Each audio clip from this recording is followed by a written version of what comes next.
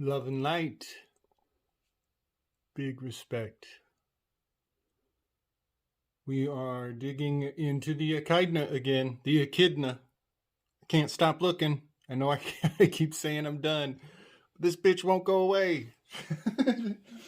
She is stalking us all. A couple of disclaimers. If you don't want to hear me talk shit on tax day, turn it off this video. If you don't want to hear me talk shit about the dark feminine, don't watch this video. If you don't want to hear a very small paragraph written by Aleister Crowley, turn off this video. Move along. Those are some of the things I'm going to share. They are very important to the occulted birthday of the nation. And this is part of the reason I cannot stop focusing on this echidna. The occulted birthday of the nation was under the sign of Taurus. It was on Benjamin Franklin.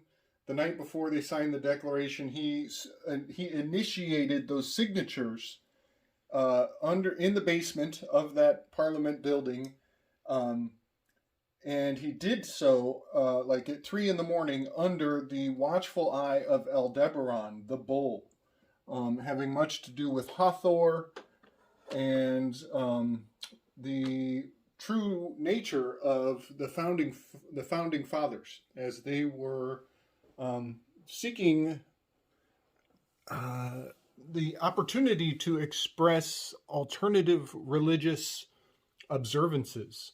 And I don't hold anything against them for wanting to venerate the divine feminine. In fact, I admire them for that. But this bitch is out of control. She needs to be put in check. And so a lot of what we're going to go into is this dark feminine that has run its course and is running amok in the collective. Okay, pardon me for the adjustments.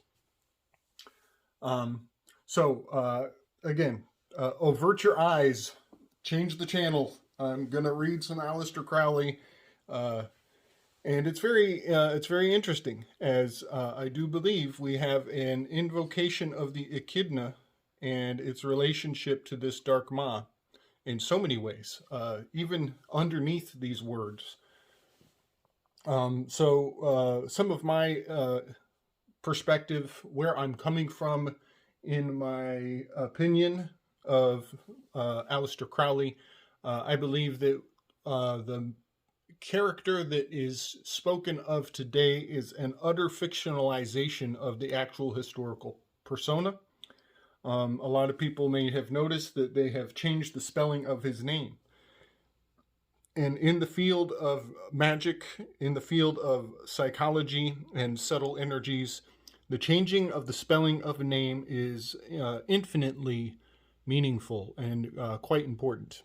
Something not to dismissed too quickly. So the Aleister Crowley of modern day contemporary thought is not the same as the historical Aleister Crowley.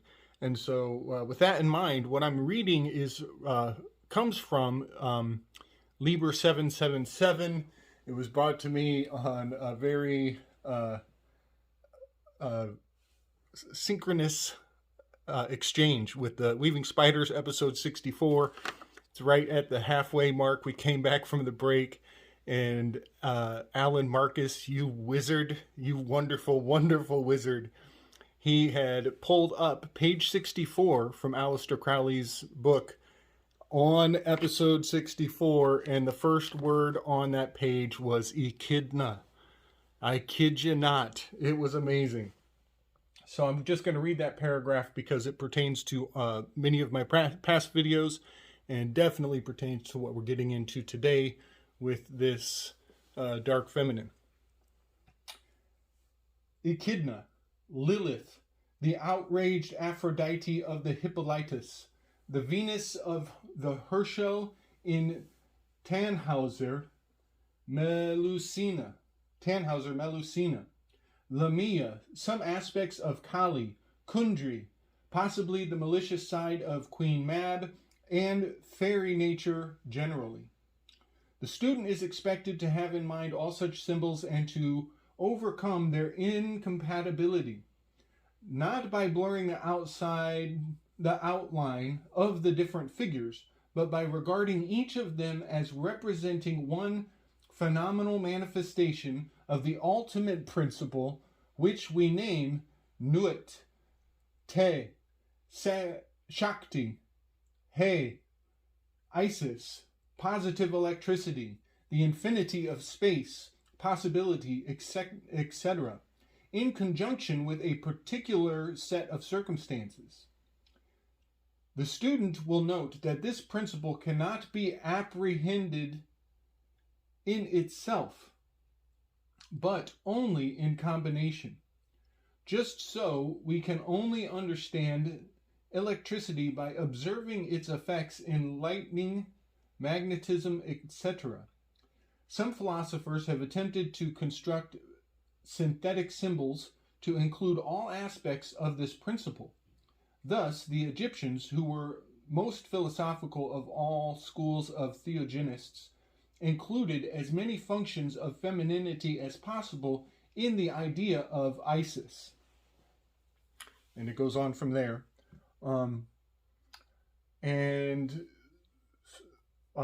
There are so many things to appreciate from that wonderful paragraph. Thank you, Alan Marcus.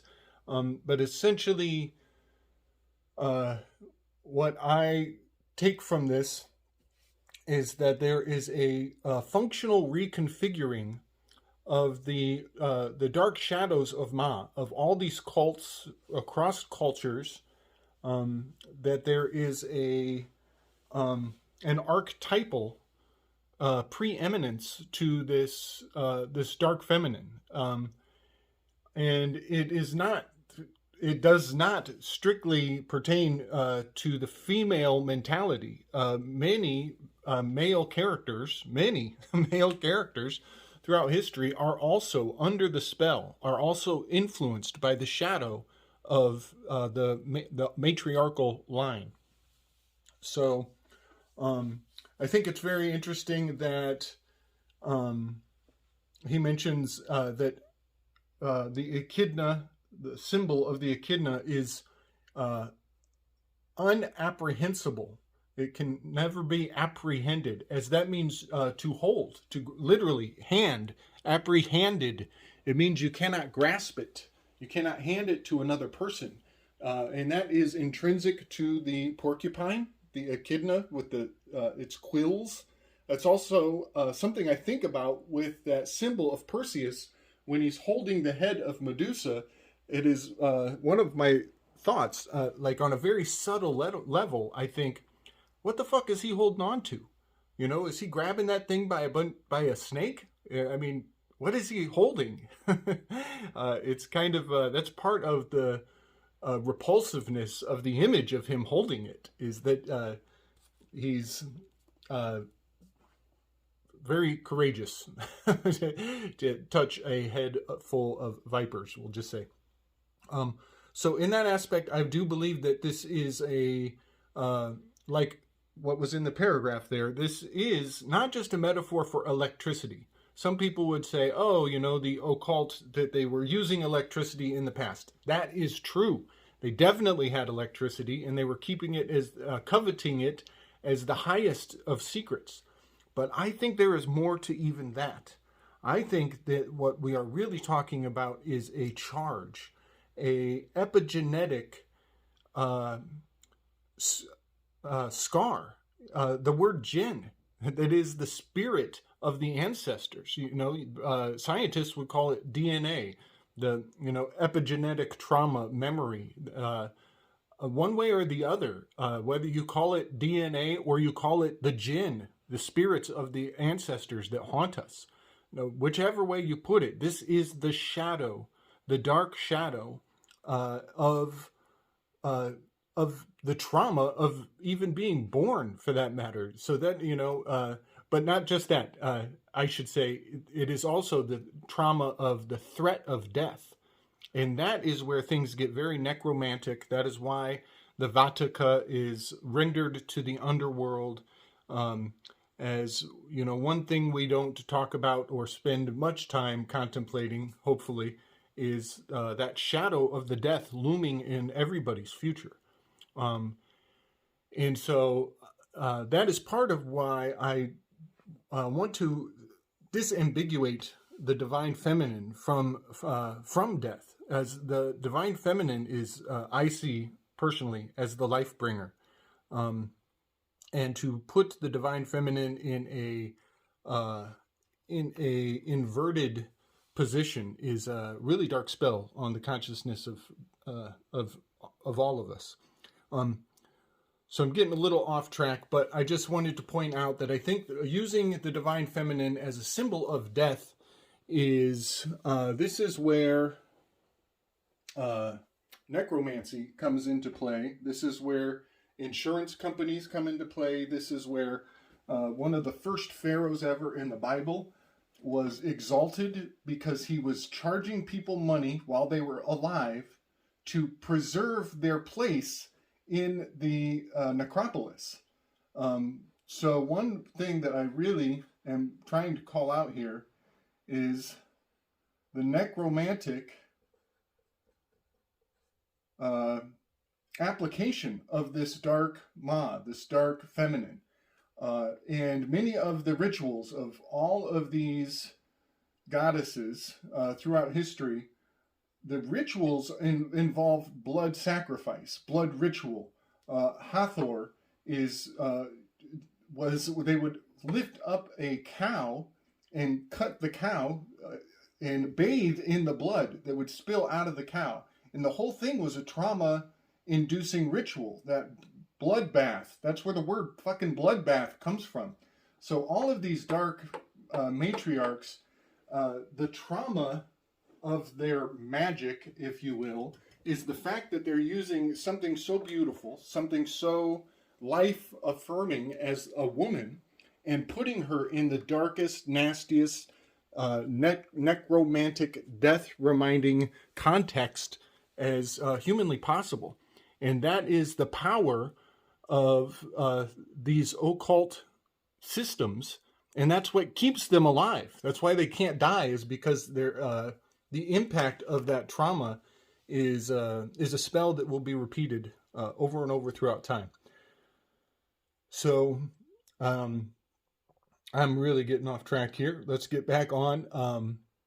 One aspect of this echidna is that it has so many incarnations. It has so many applications.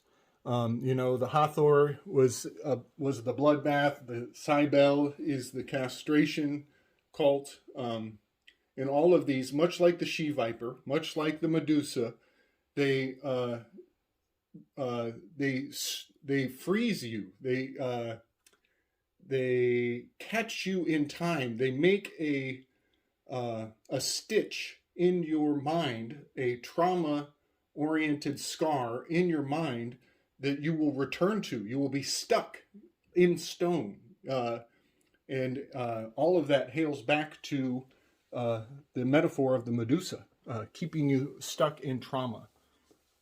So that is essentially why I'm putting the Dark Ma on blast, as it is the epigenetic trauma of our ancestors. It is the things we don't know. We see other people running around acting so worried and so fearful. It's because they have a long history of being reminded on the most subtle level, on the most insidious level. They are using that the feminine side of our brain, the right brain, to communicate death threats. That's why corporation is death speak, and everything that you do in that field is has a very subtle threat hidden behind the surface level meaning of those words.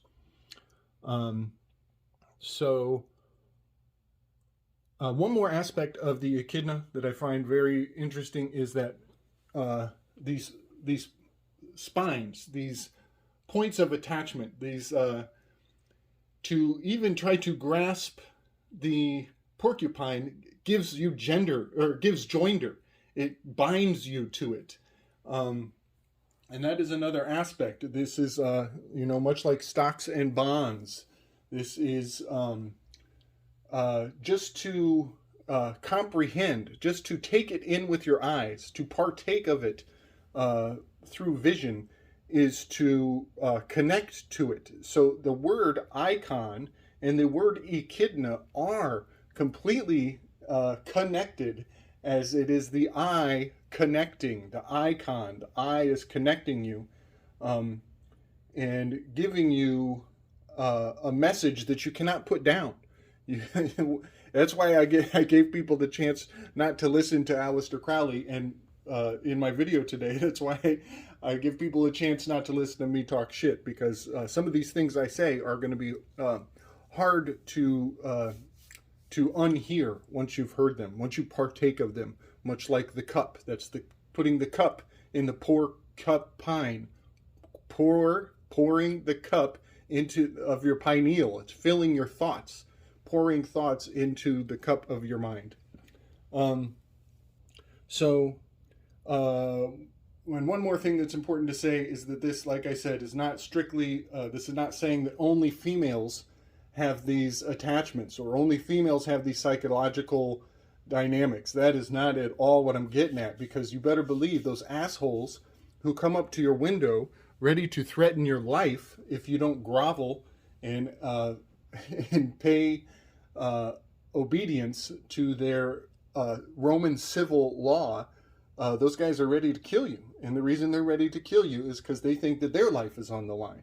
And all of this hails back to a long lineage of epigenetic trauma that it has much to do with the things we don't even know. So, that asshole at your window asking you for your identification, he has no clue that this hails back to necromancy and the threat of death that is implied by the system that he is supporting viciously.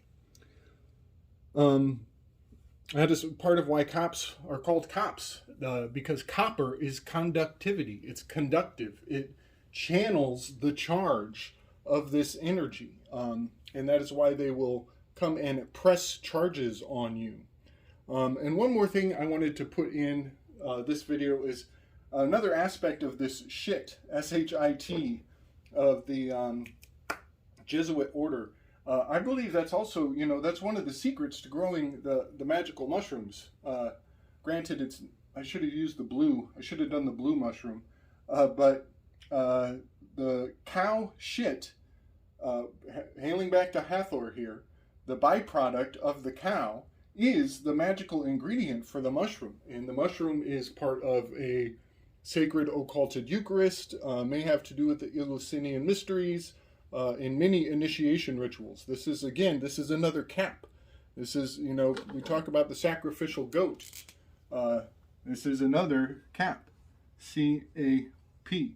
In the Mithraic cap, I know a lot of people know about this. It hails back to Persia, and Persia is where a lot of these missing mythologies hail from. But they are not as missing as most people think. They are quite preserved in the higher orders of influence today. So, I'm going to really put the concept of tax day in the crosshairs. And I shouldn't have put a star up here. I guess I am talking about two different stars. So this is Algol. This star here is Algol. And it is just on the border of Aries and Taurus. And Taurus has Aldebaran, which is the bullseye. They just span a couple weeks difference in degrees of the heavens. But let's see. Yeah, I should have switched this around. So I'll just put a star here. That's the bullseye. Algol is here with Perseus. It is the eye of Medusa, the eye of chaos, all kinds of crazy dark mythology around that Medusa head. And Algol is just a week later on the sign of Taurus. It is the bullseye. And those are what we will be talking about. That time frame. Every year we come around to this, or through the cycle, we come to this location here. And this will be a focal point of much of my research in the next few installations.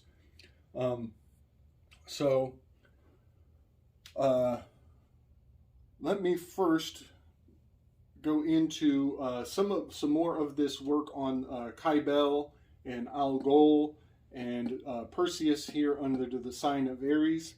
One thing that was very interesting to me, I did some work with Juan to Juan and Homie Romy from Rising from the Ashes, and we kind of de-occulted the Transformers. And I have very good reason to believe that Transformers was, it is military propaganda for children, but they are talking about trans for Mars. They are talking about this old Kybelian castration cult. And Cybertron, I found that very interesting when I thought about it even more. Here we actually have Cyber, Tron, which is transition, the transit, the crossroads. It's also the triune, 3 into 1, trione, the triune, 3 into 1. That's an alchemical, I guess, hailing to the sulfur, mercury, and salt. This triune. This is the three-headed god, the Trimuti, as Chance would put it. So it's very amazing that they put right in the title of Transformers and these aspects of the movie have these really deep occulted significance just baked into some of the terms of that story. And a lot of people can interpret what I have here. I'm not going to go into the depth. I don't have the time to put that forward. But there's a lot of value. There's a picture with 1,000 words right here. The Kyborium, I talked about that recently. That is now on my radar. It has to do with the awning, the meeting place, the meeting of the minds. It has to do with the cup, which is very much like I was saying, to look at something is to partake of it. Having to do with porcupine and the cupbearer and Cupid, all the cherubim is also a component of the Cyborium. It's a rank in the heavens. It's a layer in the heavens, and it may have to do with the firmament. Kybernetes is this is Greek for government. And I just find it profound that it has this Kybele built into government. So all of this, Kybele, cyber, is all intrinsic to the foundation of the theory of government and subservience to a greater good, if you will. This Kybele Knights, this is the common denominator to all of the secret societies. They're not all one and the same, but their agents, all of their agents are the product of this multi-generational couple thousand years of mind control. This is the epigenetic shadow intimidating, or even, no, I should say condoning and making it beneficial to not just condoning, but to proliferate the projection of your shadow onto others. This is, again, why the cops will come up to your window and treat you like you need to fucking die if you don't do everything they say. Like you are taking orders from them. They're projecting their insecurities on you, and those insecurities have been weaponized to the utmost. It's despicable. Isabel. This is wild. I was listening to Walter Bosley, and it turns out Queen Isabel. Here we have Queen Isabel sent Christopher Columbus out to conquer.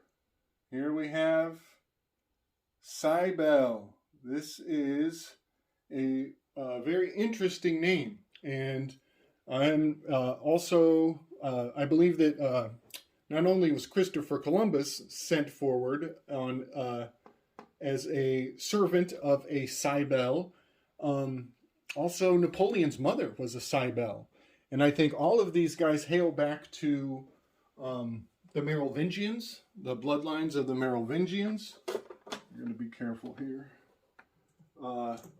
And that is very interesting that the Merovingians keep popping up. We keep finding these systems giving homage to the Merovingian line, as all of the Cult of the Medics. David Whitehead, big up, brother. Big up, brother. Great freaking work.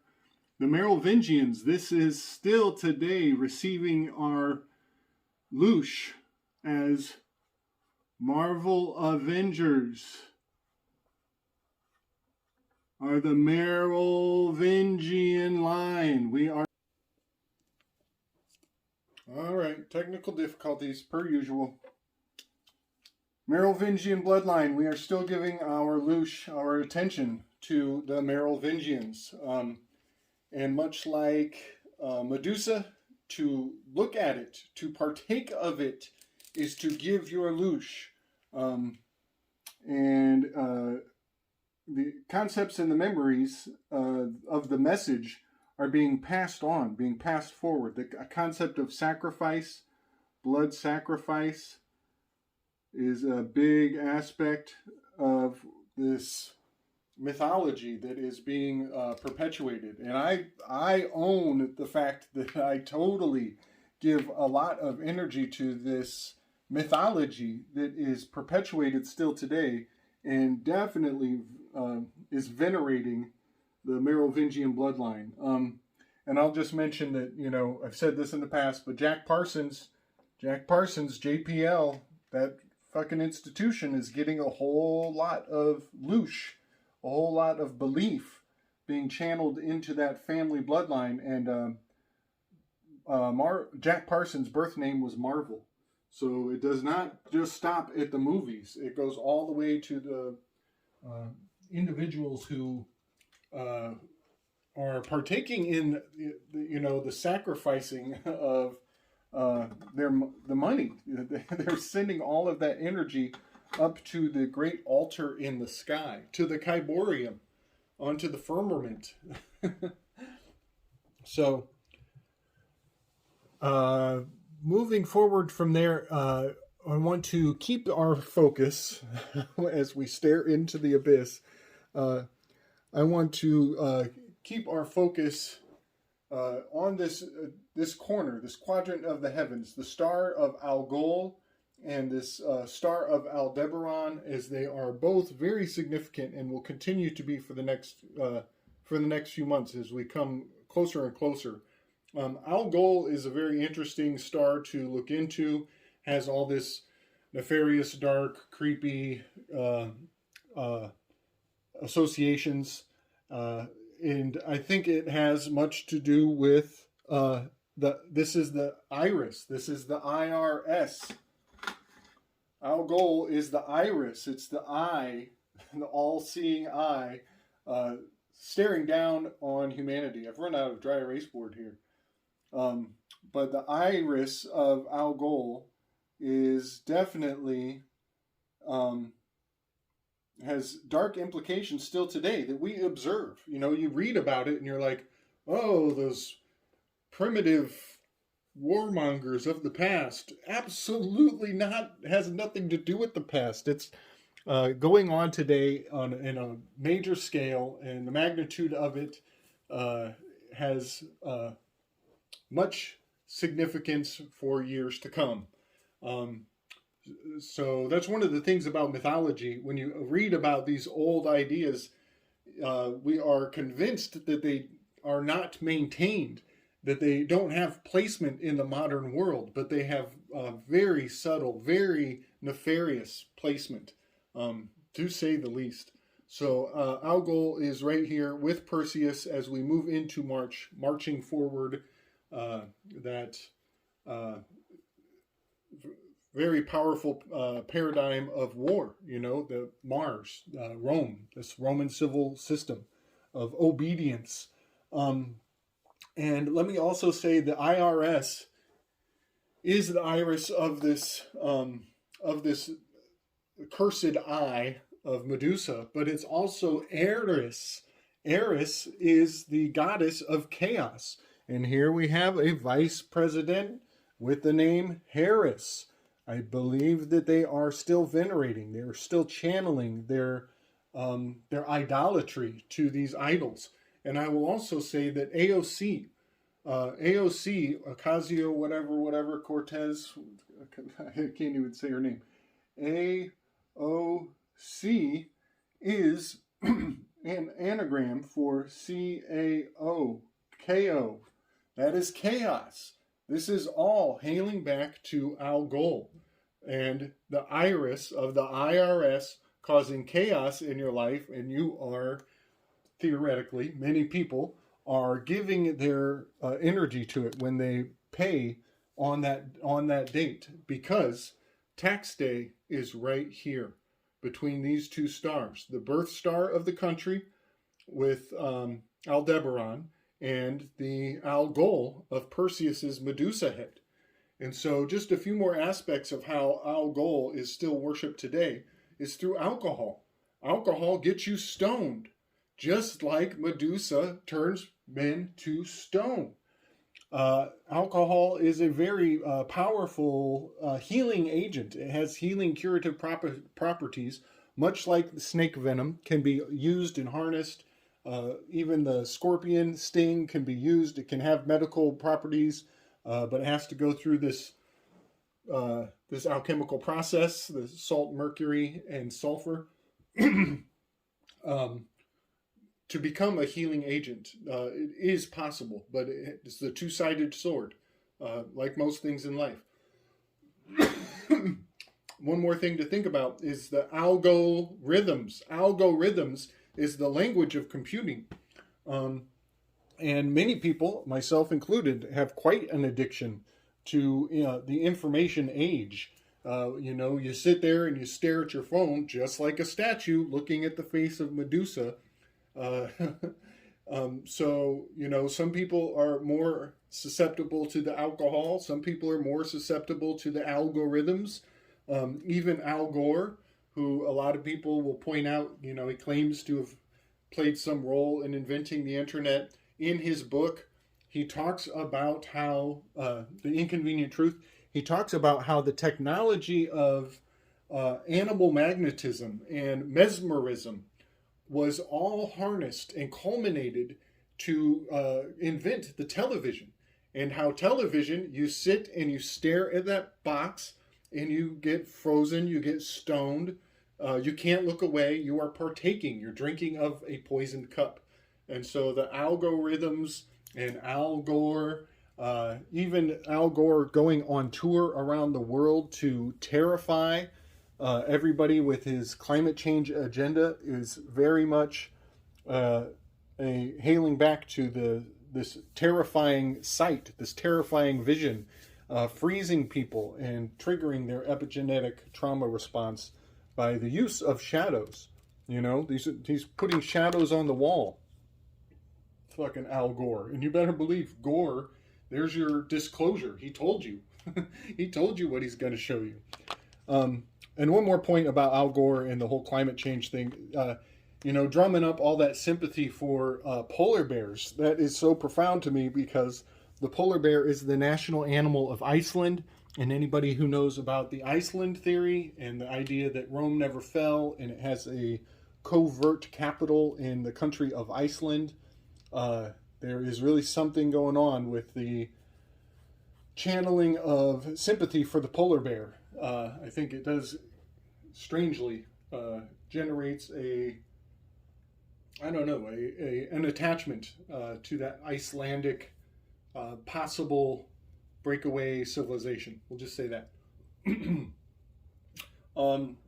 So one more aspect of this location in the heavens, this crossing over, this would be like the first bridge. If the pagan New Year is 322, hailing back to Skull and Bones and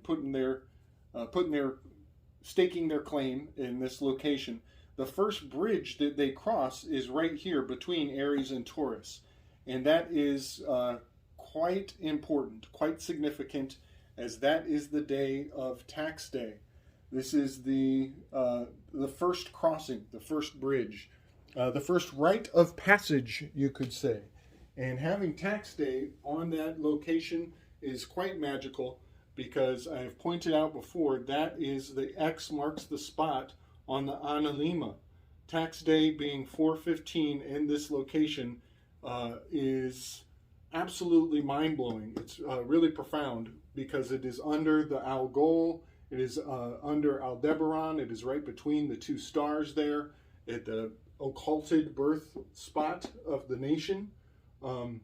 So having everybody give their tithing at this time of the year, and having attachment at that rite of passage, is absolutely occulted magical spell that everybody seems to be happily going along with. Now I will point out also Taurus, under the sign of Taurus, hailing back to Hathor and the bloodbath and the blood ritual of worshiping the bull. Having our birthday back there in Taurus, the occulted birthday, the secret underground birthday. It was literally in the basement when he started that signing. It's also under the star of Auriga, and that is very interesting to me, as I believe that Taurus and Auriga, you can combine these words and you get the target. It's the target, the bullseye of the mark of the beast, meaning that that's your target date for giving that tithing, for paying the taxes. It is the X marks the spot, and this hails back to the crosshairs. Let me see if I can make the crosshairs. Medusa has crosshairs. The Medusa head is the crosshairs. She's got the crazy, angry snakes in her hair. So crosshairs and bullseye, these symbols. What does a soldier or psychopath with a gun? What do they say when they put you in the crosshairs? They tell you to freeze. They tell you freeze. That's fucking Medusa. They put you in the crosshairs. They tell you to freeze. They're triggering your epigenetic trauma from maybe not you, but maybe your ancestors. And they're telling you you're about to have the right to remain silent forever. Okay, so having tax day happening on 4/15, that is a crossing of the threshold of the utmost significance. This hails back to Sancta Sadis. This is the unum sanctum. This is the holy seed. This is the point of giving tithing to a very ancient system. The width and breadth and magnitude is mind-boggling. This location is very nefarious. Everybody's just goes along to get along. They don't ask any questions. For one, we have a 4 and a 5, which I've talked about before. This is the Boaz and the Joachim. This is the Jupiter and the Saturn. This is the gateway. This is the entry point into Solomon's temple on 4/15. And also something to de-occult is the word tax. T-A-X is 216. 216 is half of 432. And that's all nifty. That's beautiful. 432 hertz. That's that's magical. That's all fine and dandy. 216 is 6 times 6 times 6. Bullseye. We got the mark of the beast. When you evacuate yourself, by giving your tithing to the tax man. So one more aspect of this that I find quite significant, quite meaningful, and worth mentioning is that in this diction of IRriS, crossing over this threshold, tax day, happens right in between the C and the D. I believe tax day is probably more on the C, but the week of tax week bridges from the C to the D.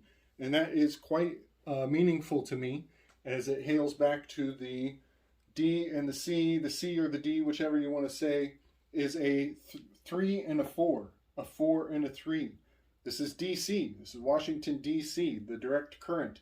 They are charging you on the nexus point of the analemma. Well, 4 times 3, D times C, that's the quadrivium and the trivium, the 4 to the 3. It's an alchemical crucible. In fact, you could say there's the 4 and here's the 3. There's a lot to say about that shape. But when you multiply 4 times 3, you get the 12, the 1, 2. And 1, 2 is a Joachim and a Boaz. Right here, Washington, D.C. is collecting the charge, the charging of the bull, all hailing back to Hathor, blood ritual sacrifice. And you better fucking believe, folks, that tithing does not pay for the roads. You're not paying for the roads. The tax that goes towards keeping your roads maintained, that is collected at the gas pump. You pay for your roads through your gas tax, covers the roads. So the fucking tax that goes to the DC is going to war. It's going to the pentagram, the Pentagon.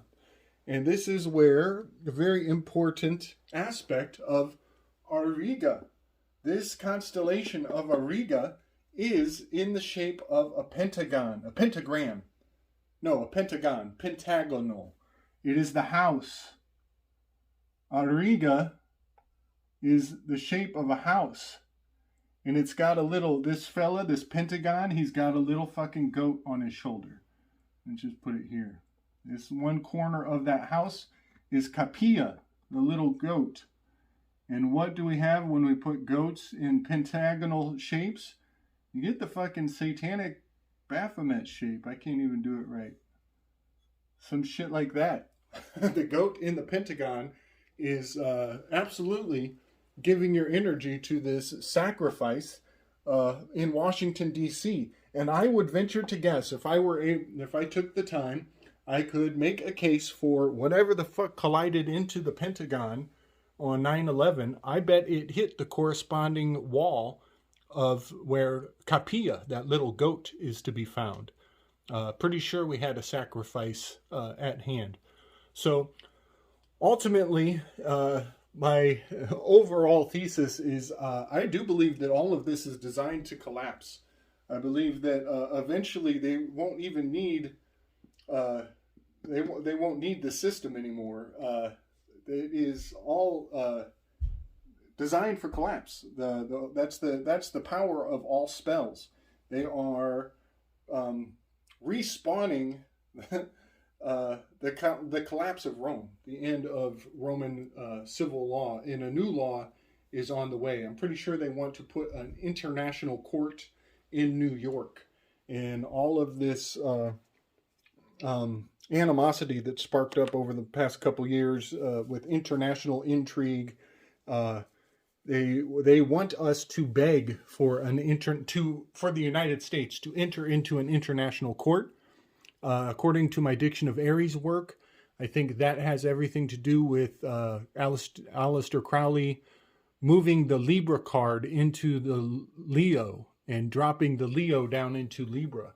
I think that switch was indicating a elevating of a new law, a new system of law, and I think that they want to put that in place in New York. I would say Kings County, whatever, 9th District Circuit Court, whatever you want to call it. So that's the end, folks. That's everything. I think I said all I wanted to say. Thanks for hanging in there. I know that was a long one. I know there was a lot of information, hard to keep it all linear, but now, you know, we got them in our crosshairs. We're gonna fucking put the bullseye on where it belongs and de-occult the spell, this grand spell. All right, folks. Much love and respect. Give me some comments. Tell me what you think. Love and light.